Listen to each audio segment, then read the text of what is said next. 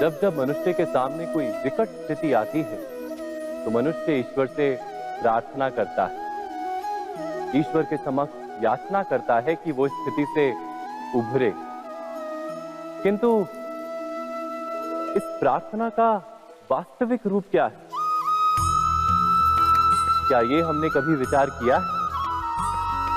प्रार्थना का अर्थ है अपनी सारी आशंकाएं, सारी चिंताएं, सारे संकल्प विकल्प, अपनी सारी योजनाएं ईश्वर के चरणों पर रख देना, अर्थात अपने कर्म का फल क्या होगा इसकी चिंता ना करके धर्म के अनुरूप कर्म करना,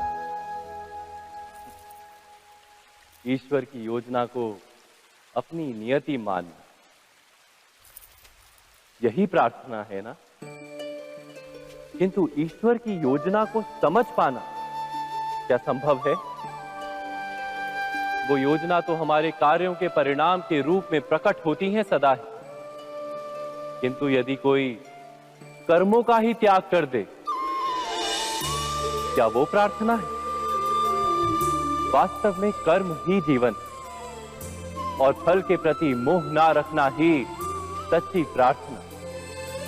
जो प्रार्थना कर्म में बाधा बन जाए, मनुष्य को कार्य ही ना करने दे, वो प्रार्थना है या पराजय? स्वयं विचार कीजिए।